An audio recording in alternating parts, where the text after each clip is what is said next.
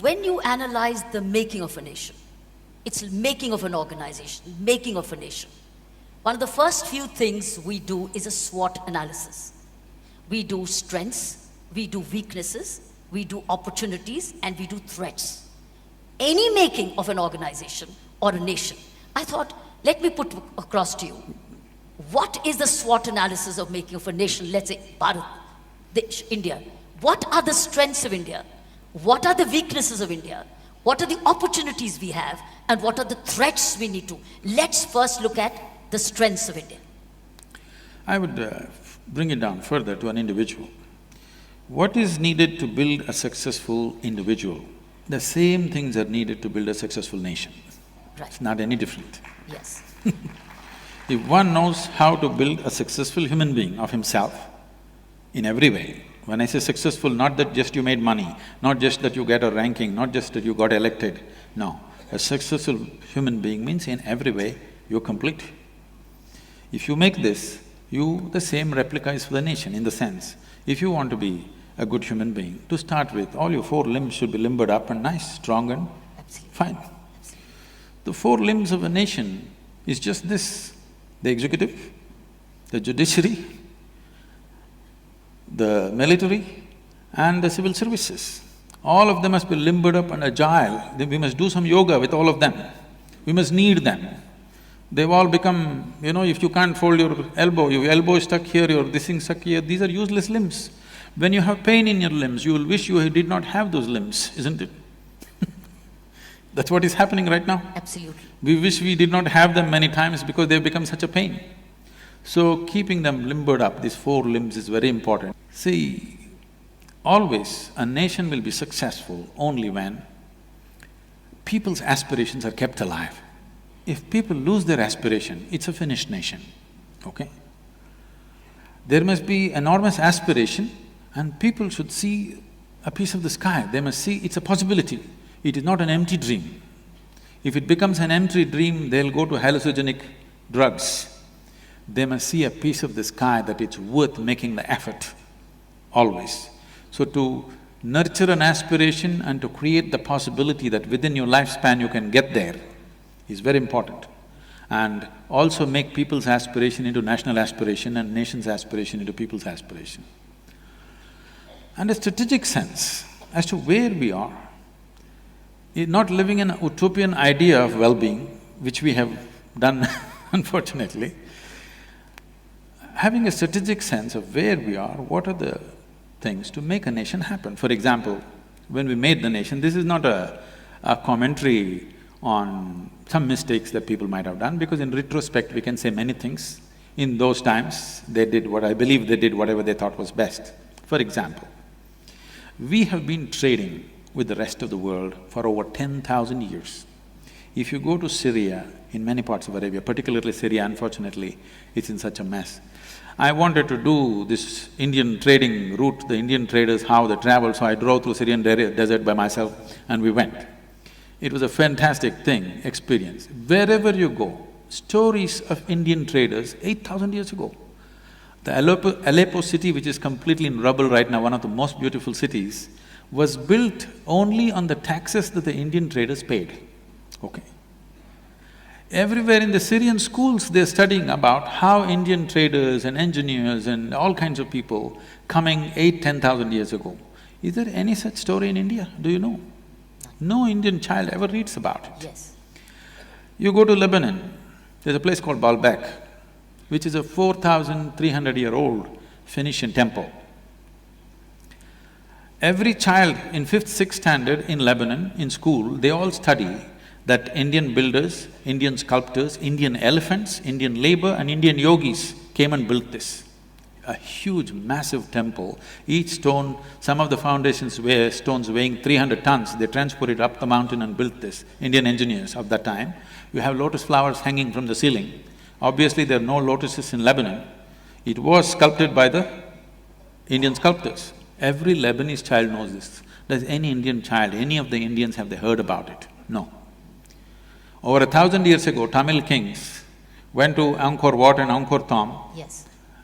If many of you might have seen this, You will feel proud of being human if you see the work that's been done. It's the largest religious building on the planet, Angkor. Yes.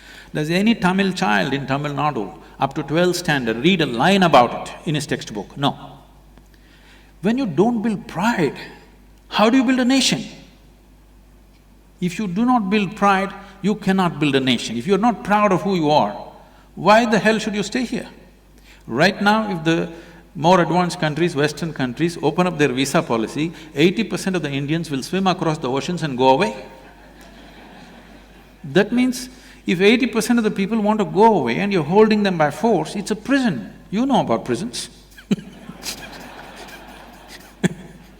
We're holding them.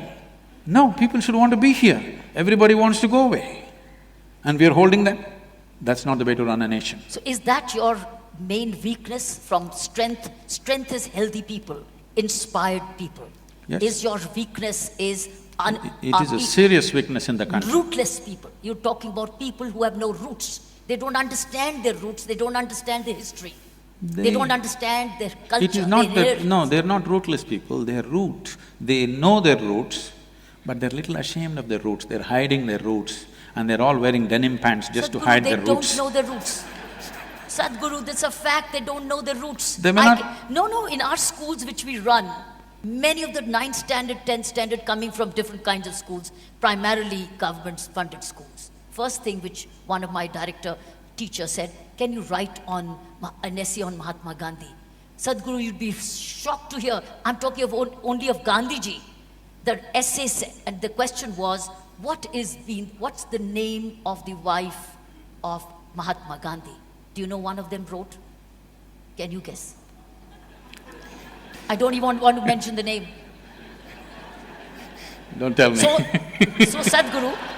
Sadhguru, you can go just now. What's wrong with us? So that's our weakness you're talking about. It's rootless. I would like to repeat this. We are not rootless, but people who occupied us for so long somehow managed to bring a certain sense of shame about our roots, which has to go. See, Mahatma Gandhi is a part of a movement which is not even history, which I would call it present, okay? It's just the back end of our present stage. He's not really history that way. He's still so close to us in time, I'm Yes, saying. of course. All I'm saying is, this is… picking up names, that is different, but everybody knows Mahatma Gandhi's face and everybody knows he was important for our nation. That much even a village child knows it, which is, I feel, all right. But I'm talking about a much deeper thing, that is, as a land, as a people, what are we good at? Have we been good at something? No. We've been only occupied for 1,000 years, we've been looted, we've been raped, we've been robbed. This is all we've done. We've done nothing that's worthwhile. That's not good. We have to educate our children to show that we have done tremendous things. Just 250 years ago, we were the largest economy. Whole of Europe was thirsting to come to India. And even, wherever they went, they called people Indians, whether they went to North America or wherever, because they were all aspiring to come to this place. Because it was the wealthiest nation, it was the most knowledgeable country, it was the best place to be. Everybody wanted to be here. Who teaches them? Who teaches these youngsters? These things have not been taught because our history has been written by… Who's at fault? Because our books are written by the English, okay? The history is written like this to dominate you. No, but it's NCRT. It's no more English writers, it's Indian writers. You bring yoga in… But your brains are in Greenwich Mean Time.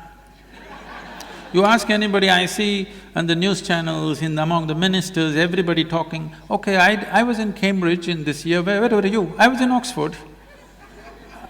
Only now I'm seeing people who studied locally seem to be somewhere. You will see this is the pride. Okay, I went to Cambridge, where did you go? Oh, I was in Oxford. Okay. Recently, I will tell you how it is. I was in Hyderabad, a journalist wants to interview me. And she's telling me a piece of information. It seems the Sheffield University in UK made a study on the vibrations of the sun, and they measured these vibrations. They're exactly the same vibrations which will happen when you utter the sound Am. She said, Sadhguru, you must say this. I said, I will not say this. I am not going to say this. I have been telling you for 30 years. Many yogis and mystics have been telling you for thousands of years, and it's not valuable. Sheffield University tells you it's valuable, I am not going to… I don't need authentication. It works for me. You just look at me, it's worked 100%, okay? It's worked, everything that we do. And the sciences of this nation, the essential aspect of what the Sanskriti is, has worked brilliantly well for us for thousands of years, and we know it works. We don't need any authentication. But right now we have created a world, unless it's authenticated by the West. Even the yoga that you're doing here is only reborn from the American coast. People people think yoga was invented by Madonna. I recall in the prison assignment when I brought in yoga as a part of the day's regime. Many persons of certain communities and certain people didn't want to do it. They thought it is linked with a particular faith. Till their own teachers came and explained to them that this is for your larger good, it's mind, body, soul in harmony. How do you dispel this? See, this is what I want to tell you. For thousands of years, we've been the biggest traders, okay, from this country. The largest exports were from India for almost many thousands of years. Nobody ever thought of exporting in such large quantities. So both with goods and gods, we've been very good, okay? We can export both, we don't have to import either. We're very good both with goods and gods. Our ability to create goods was systematically broken. Our industry was broken, our business systems were broken. It's all right, I'm not complaining, we let it happen because… we let it happen because we did not take care of one of the limbs. There was no military wing. Military wing? Yeah, when invaders came, you could not defend your people. That's right. Because you were singing music, you were meditating, you were doing things. Exactly. Yes. Nice, you were in mathematics, you were in astronomy, you were all this. And you're not united either. You're not united. There were so many, they were fighting each other. That is also there. But I'm saying essentially you didn't have the martial Yes. power Yes. to defend yourself. Correct.